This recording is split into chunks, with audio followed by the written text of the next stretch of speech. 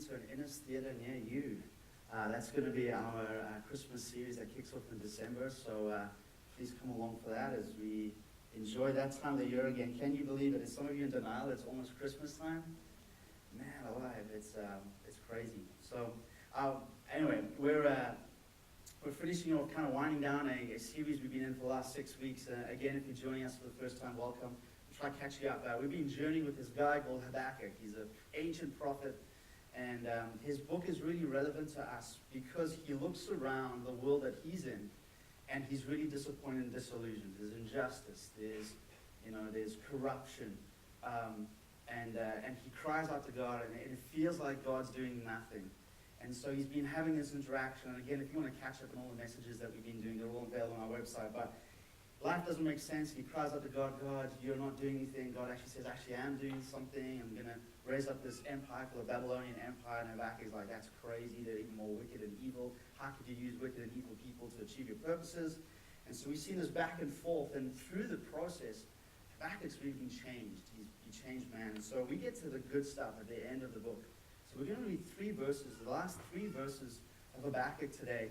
And the title of today's message is Finding Joy in the Struggle. So the series has been the struggle is real.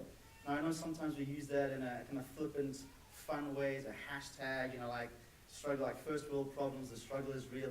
But what we're trying to identify is the reality that all of us at one stage or another, even right now, face struggles, and they're real. They're certainly real to us. And we must be careful to diminish the reality of a person's struggle and judge that. And so his struggle is real, and God meets him in his struggle. Your struggle is real, and God meets you in the struggle. So how can we find joy in the struggle? So join me if you can, otherwise you can just look up on the screen, Habakkuk chapter 3, and we're going to read verses 17, 18, and 19, and have some commentary on that.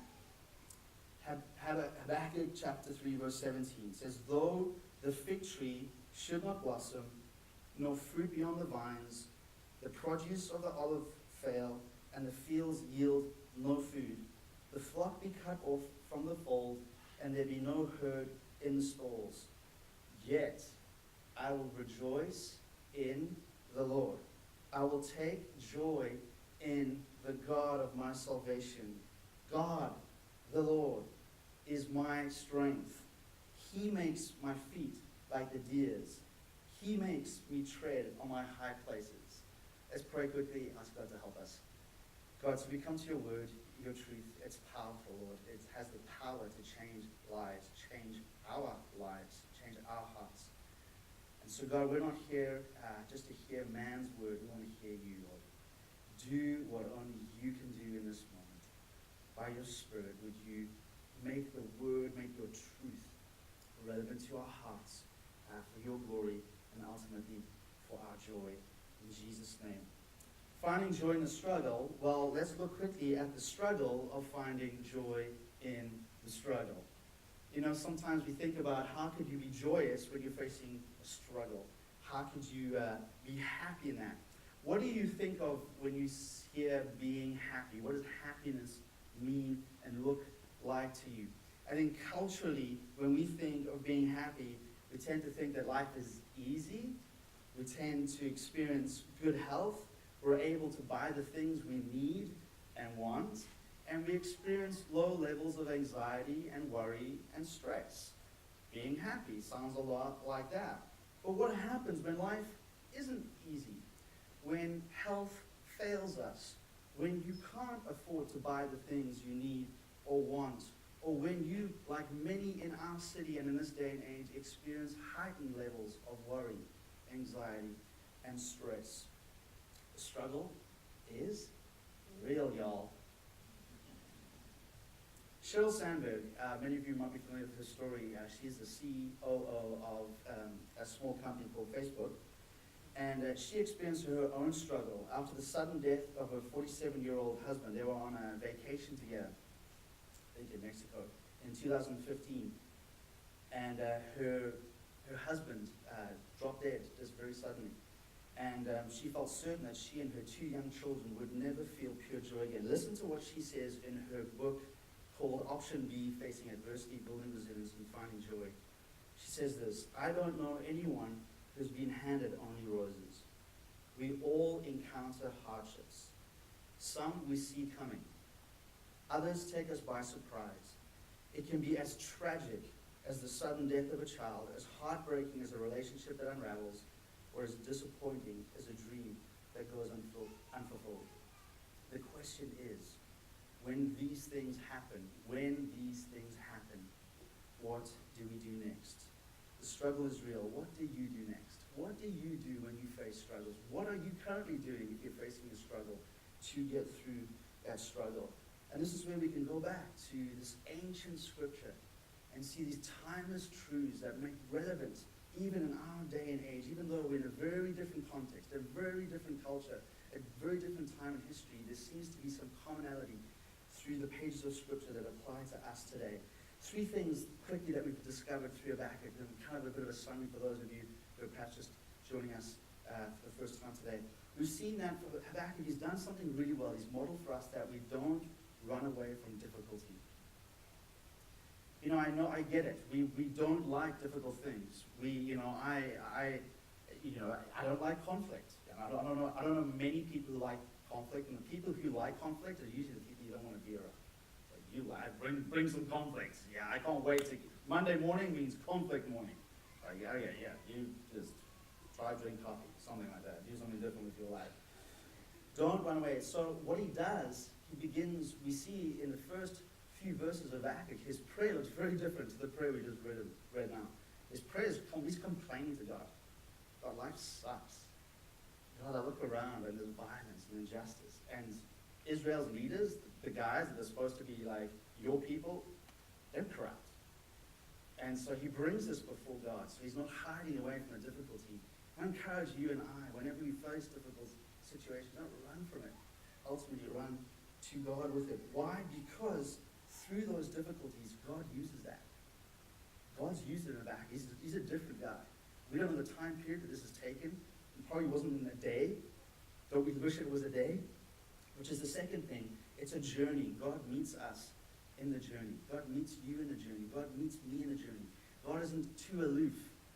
Habakkuk, sort your stuff out. Have your vent party, and when you're a little bit more holy, then come and speak to me. No, he engages him. He engages him in his complaint. He says, actually, you don't think I'm working. Actually, I'm always working. You just don't see it. And Habakkuk's like, okay, you're working, but your working sucks. Your plan sucks. It doesn't make sense. I don't think that's the right thing to do. Have you ever been like that? You felt like that? God, are you sure? Are you sure? I mean, it's a funny question to think, like, God, are you sure that's the best thing? Like, think about that. Like, the infinitely all-knowing, all-powerful, everywhere present, in one instant can seem past, present, and future. My little finite brain saying, God, I think I might have a better angle on this than you. I think I might know better how this should work out. I'm not quite sure you have my best interest at heart. We've all been there. And God's gracious and merciful with me as he is with you, as he is Habakkuk. He meets him in the journey. And we see a radical change in him. He's gone from complaining to having a confidence in God that he knows best. He's gone from questioning God to putting trust and hope and his faith in God. He's gone from what we would say a valley to a mountaintop. He's gone from being overwhelmed. There was that word again that we were singing about. He's gone from being overwhelmed by his struggle to having strength in his struggle. Because we see that God doesn't necessarily remove the struggle from Habakkuk's life, but everything is different because something's radically shifted in Habakkuk's life. And then the third thing is, I don't know what you think about when you think about joy, finding joy, but joy is not the same as happiness. And we'll talk a little bit more about that. But when we talk about finding joy, sometimes we confuse it with happiness. And in our day and age, the word happy, look, I want us to be happy. I want to be happy. Who wants to not be happy? So it's not that. It's not dissing happiness. What we're just acknowledging is happiness really is contingent. I think Bird actually phrased it sometime in this series. His message, he said, happiness is often dependent on happenings. Right? So we're happy when we're getting some vacation time. We're happy when there's the Christmas bonus. I heard that. We're happy when we get good grades. Yeah, there we go. And who doesn't want that? But realizing that happiness can very quickly vanish and evaporate. And joy is something different. At least it's not linked always to circumstances.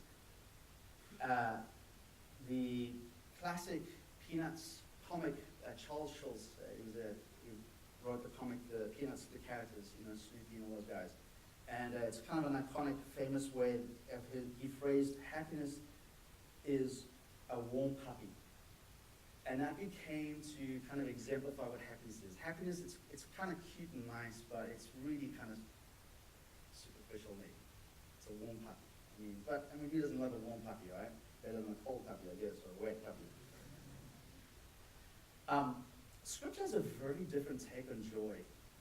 And this is hard, but Scripture actually says we can experience joy when we're mourning.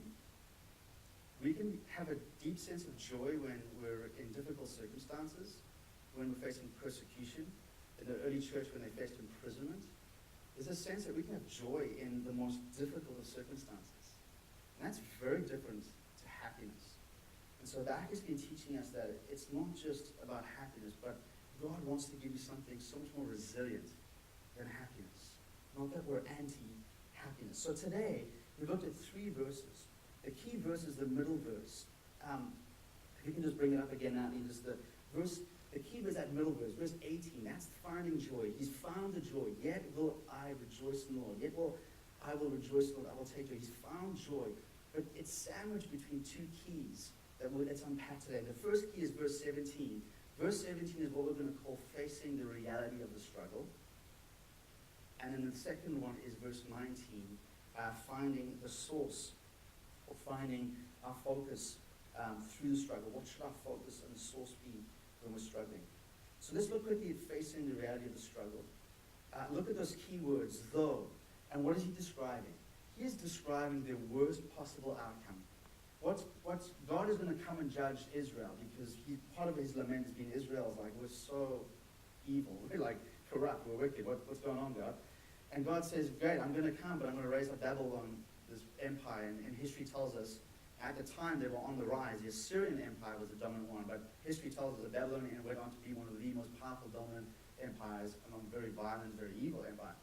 And Habakkuk, like a lot of us, be like, that doesn't really make sense. And so he's anticipating times are going to be tough. The struggle is real, and it's not going away anytime soon. And so what he's doing is he's facing reality. He's not denying the reality of what's coming. Epic economic failure. This is not just, hey, my little gig on the side of growing my little herbs and stuff, that's going to be effective. This is their livelihood. This is their source of food. He's saying epic economic failure and probably famine. That's what's ahead. Though this stuff happens, and then there's another key word.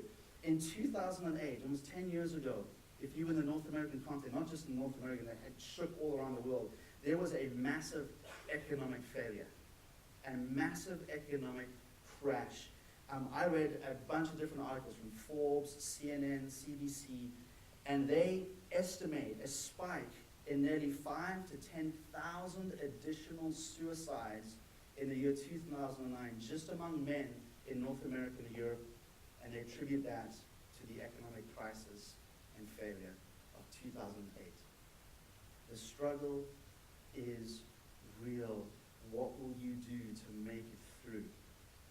That you don't become a statistic like that when life throws its stuff at you, like it does to Habakkuk. Viktor Frankl, some of you have read his book, Man's Search for Meaning. If you don't know who Viktor Frankl is, he was an Austrian neurologist and psychologist who survived the Holocaust. And in 9 days, he penned this book, Man's Search for Meaning, and it's gone on to be a bestseller. I encourage you to read it. It's an incredible, incredible read about how he documents his struggle, his experience in the Auschwitz concentration camps, and how he observed people around him who either made it or didn't make it, and begins to look at what it is. And he attributes a lot of that. Those that could find meaning in their suffering, those that lost meaning, gave up hope, and that kind of thing. Anyway, the quote I want to say from him, which is quite poignant, says, when we are no longer able to change a situation, Habakkuk's in a situation he cannot change. It's coming. We are challenged to change ourselves. Something's got to shift, otherwise we won't make it. Now, are all situations fatalistic, like nothing's going to change? No, there's some situations God wants us to change, right? Sometimes we can change it through prayer, through action. Get out of that toxic relationship. There are things we can do to change circumstances, right?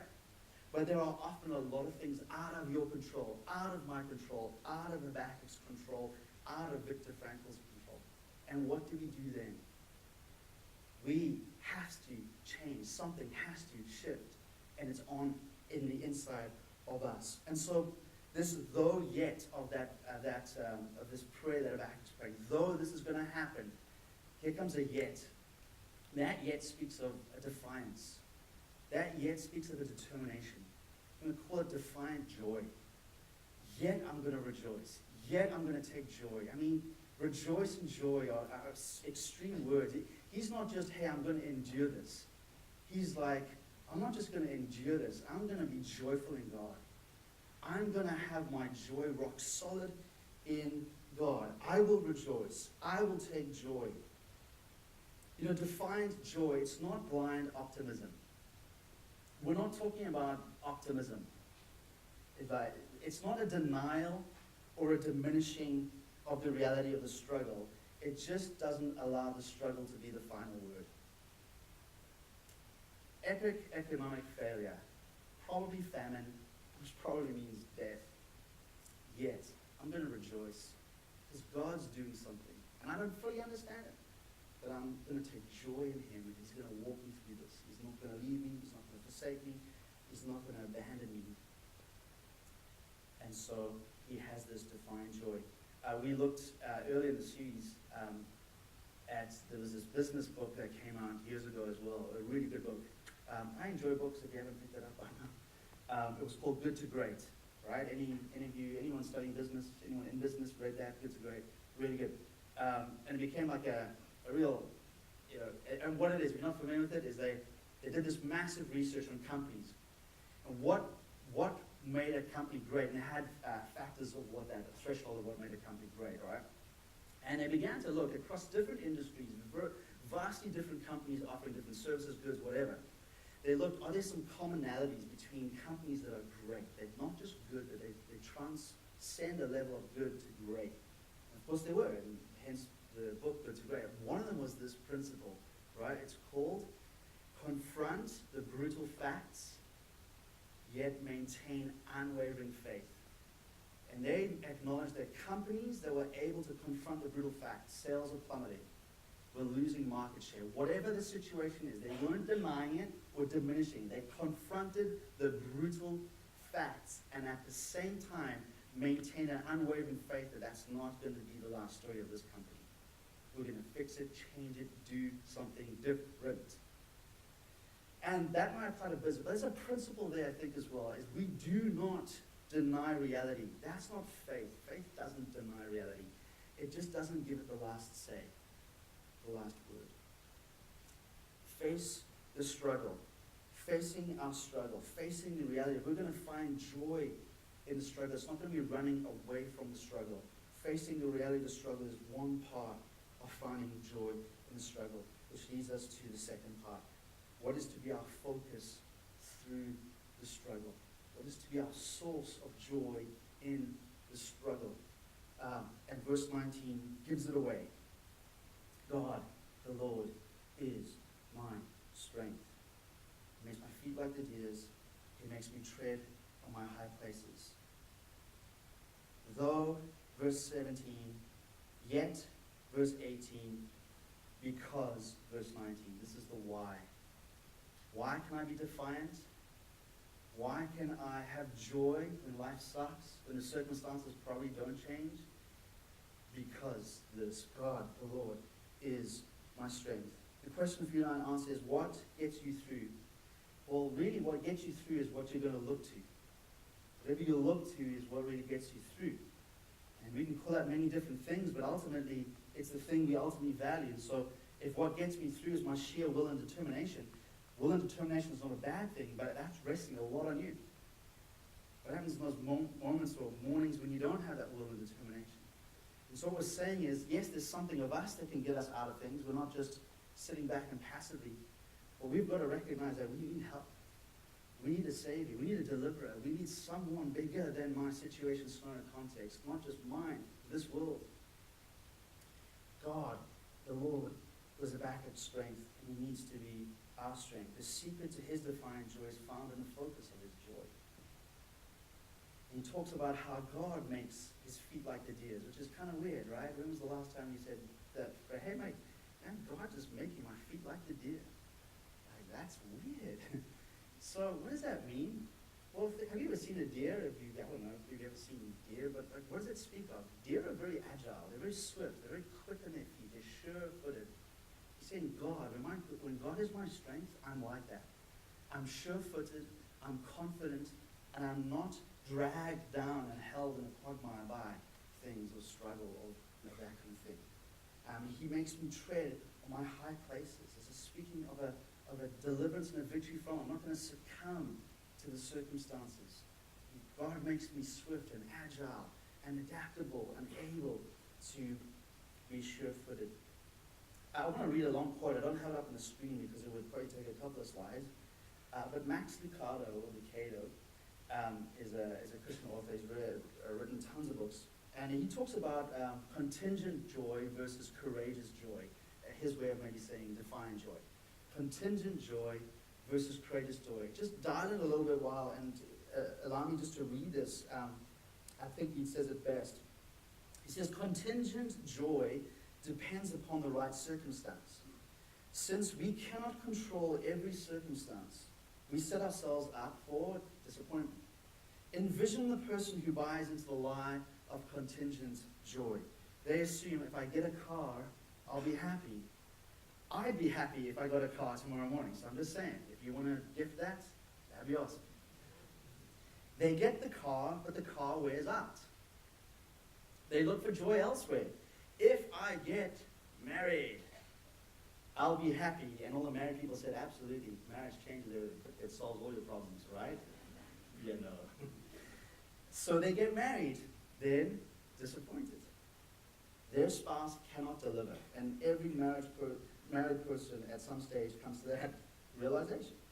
This goes on through a series of attempts. Getting this, looking for that. In each case, joy comes, then diminishes. Contingent joy turns us into wounded people. Courageous joy, however, turns us into strong people. Courageous joy sets the hope of the heart ultimately on Jesus and Jesus alone. Since no one can take your Christ, no one can take your joy. Christians of the New Testament church were not known for their buildings or denominations or programs. They were known for their joy.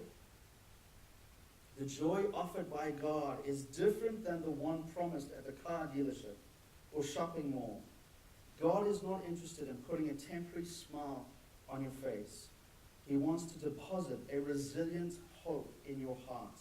He has no interest in giving you a shallow happiness that melts in the heat of adversity. Gosh, I wish I could write stuff like that. And that's why he's a best-selling author. Gosh, what a... You need to kind of take that in. Contingent joy, might say happiness. And again, it's not necessarily bad to be happy. But just know that you can't bank on happiness, because what happens when the car begins to break down? What happens when you have the first fight in your marriage? What happens when the thing that your joy was contingent on fails you? And so ultimately what he's saying, courageous joy comes when we put our joy into that which can't fail us. And I don't know if you've ever done the exercise, but there are a lot of things on this planet that can and will fail you. And there's very little that you can bank on that will not fail you. And I think Jesus, God, His Scripture and His Word to us is that sure thing that you can bank not only your joy and your hope on, but your very life on. And that's what I think He's trying to encourage us to do. And if you think of a boat, you think of a boat that's in the sea and perhaps there's a storm, and that boat gets tossed back and forth. Maybe takes a bit of water, gets a bit damaged. So long as that boat is anchored to something and stays tethered to that anchor, it might get pushed around, but it will not drift away. And so if joy is that boat, your joy will get battered. It may take on some water, it may take on some overwhelming bills to pay, whatever it is. But so long as it stays tethered to the anchor, Jesus, it won't drift away. That will be a sure and steady thing in your life and my life.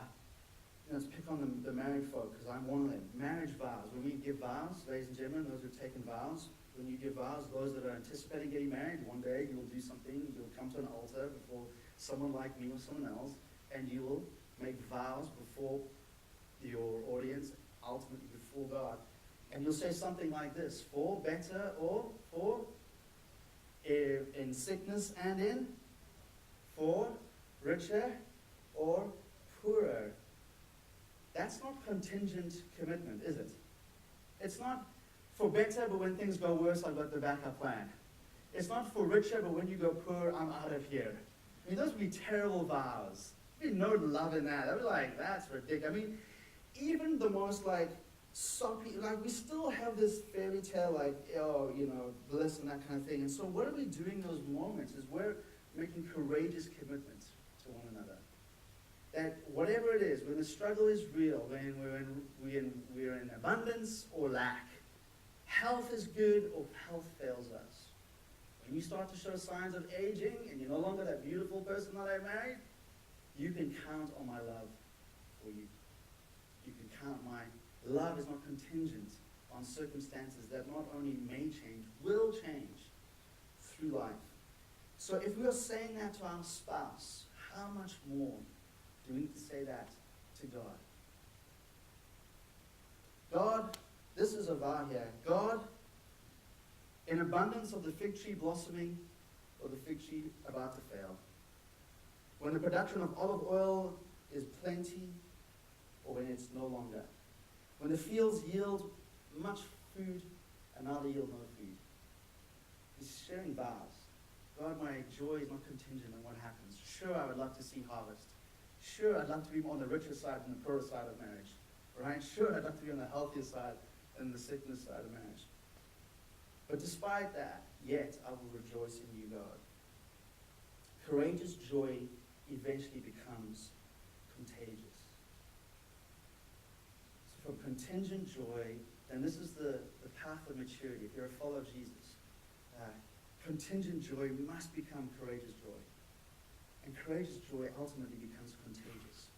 It becomes what we call counter-cultural. That's what makes people on the outside look at people like us and say, man, I don't necessarily believe what you believe, but there is something different about you that you're able to navigate the stresses that we all go through life if you come out differently. And the tragedy in the 21st century is oftentimes the church, the people of God, are just as cynical as the people on the outside. How did we get to that place? Well, one of the ways we get to that place is we're not overwhelmed by Jesus enough. We're taking in water just like everyone else in this culture is taking water. And yet we have something that will not fail us. And we don't need to deny the reality. We don't need to diminish the struggle we face. But we don't give it the last word. Jesus, God, is enough. Like we sang this morning. Closer. God, you are enough. We have an advantage that Habakkuk didn't.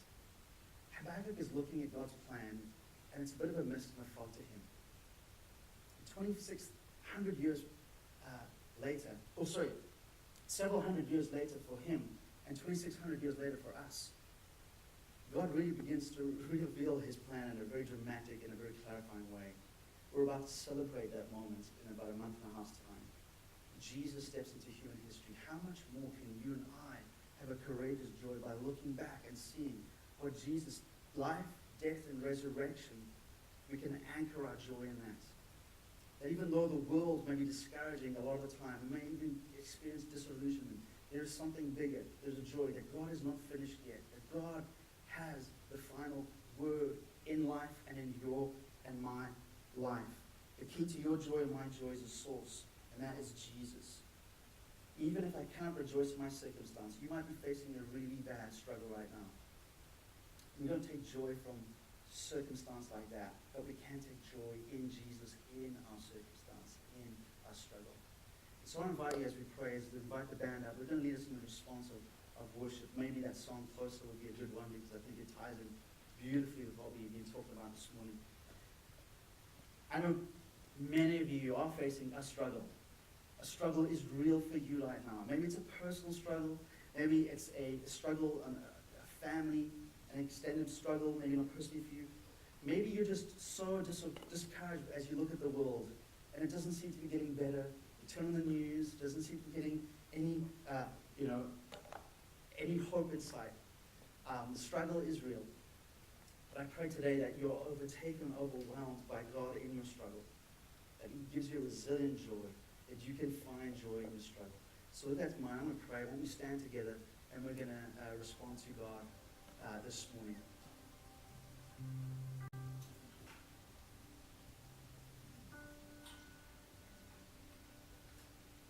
Jesus, you use our struggles even in a redemptive way, Lord. You don't often shield us from the challenges of life, Lord. And that's not for us to say, God, that you enjoy us going through struggle, that you enjoy the heartbreak and the hardships we have to experience. But God, in your mysterious and great sovereignty, you're able to use even the bad and ugly things of life for our good ultimately. And at the center of that is a trust and a faith in you, Jesus. And I pray for those today who are still sitting on the fence about trusting and following you completely. God, would you tip them over the edge today, Lord, to see the worthiness of anchoring our joy and hope ultimately in you, Jesus. And for many of us who have proclaimed that, many of us who would say we are Christians following Jesus, Lord, we still get overwhelmed and forget. Lord, the struggle is real, and sometimes it can dominate our world, but we want you to dominate our world. We don't deny or diminish, we just say you're bigger. Become bigger. Lord, we can be overwhelmed, but you overtake us. You overtake this situation, this marriage, this relationship, this work scenario, the financial hardship you might be feeling and facing, God. Would you come right now in this moment as we lift up our hands and our voices to you in response to you, God? Would you raise the buoyancy within our hearts today, that we would find